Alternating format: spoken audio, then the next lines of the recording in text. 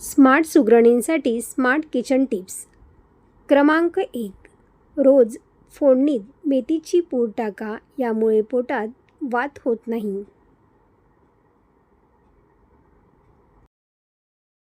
क्रमांक 2. आयुर्वेदानुसार दिवसा झोपल्याने कमरेची चरबी वेगाने वाढते. यामुळे तुम्हाला वजन कमी करायचे असेल तर दुपारी झोपणे टाळा. क्रमांक 3. अल्सरचा त्रास असेल तर सकाळी केळीचे सेवन अवश्य करा. क्रमांक 4. पांढऱ्या केसांचा प्रॉब्लेम टाळण्यासाठी रोज सकाळी आवळ्याच्या रसात थोडा गूळ टाकून प्या. यामुळे केसांचा नैसर्गिक काळेपणा टिकून राहतो. क्रमांक 5. शेवग्याच्या पानाच्या सेवनाने रक्तातील शुगर पातळी नियंत्रणामध्ये ठेवण्यास मदत होते. ही पाने वाळवून त्याची पावडर करा आणि ही पावडर एका भरणीत साठवून ठेवा आणि रोज कोमट पाण्यामध्ये मिसळून घ्या. असे केल्याने नक्कीच फायदा होईल.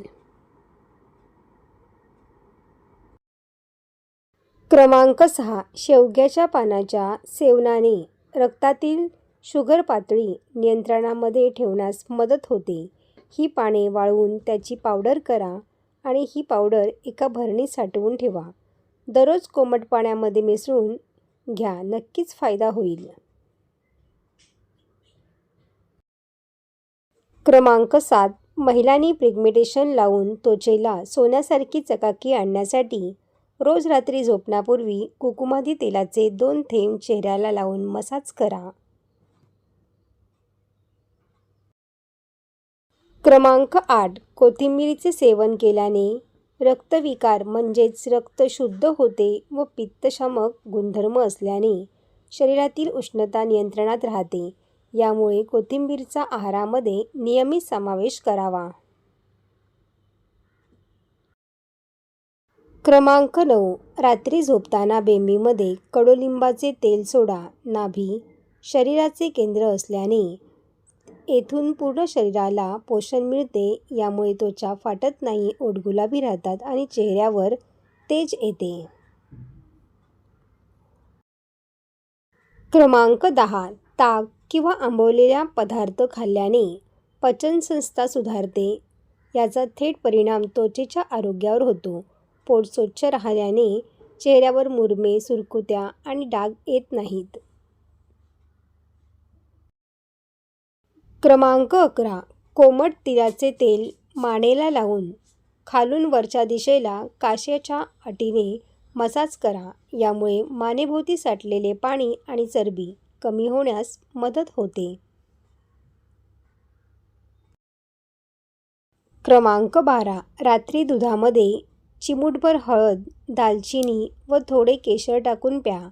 शरीरातील जळजळ कमी होऊन हाडे मजबूत ठेवते आणि वृद्धत्वाची प्रक्रिया मंद होते.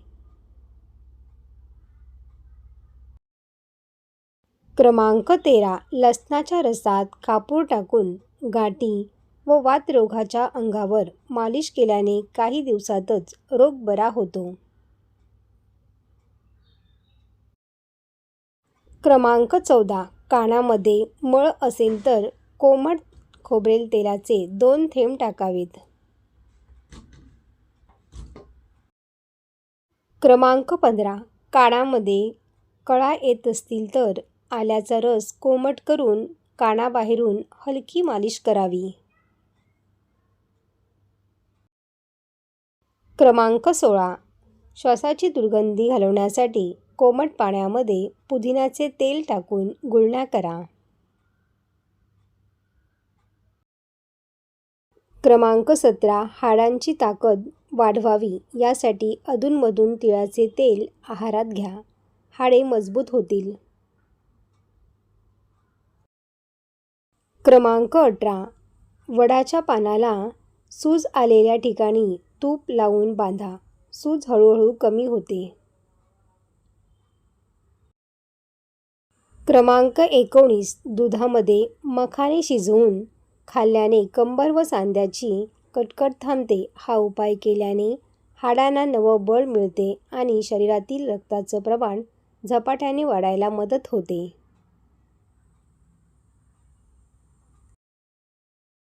क्रमांक 20. रात्रभर भिजवलेले 1 चमचा मेथीदाणे खाल्ल्याने सूज आणि सांधेदुखी कमी होते.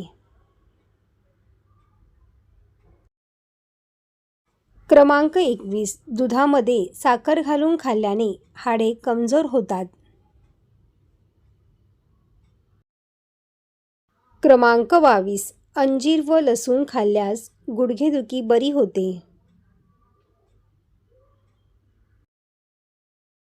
क्रमांक 23. तुळशीचा काढा बनवून त्यामध्ये खडीसाखर व वेलची पावडर टाकून घेतल्याने ताप झटकन उतरतो.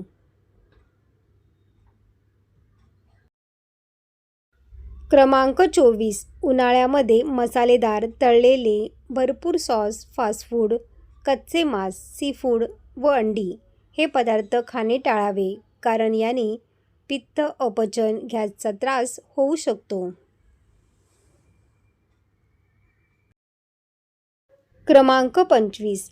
रोज एकाच वेळेस संतुलित आहार सेवन करण्याचा प्रयत्न करा. अन्नाचा वेळ, त्याचे प्रमाण आणि प्रकार आयुर्वेदानुसार फार महत्त्वाचा आहे.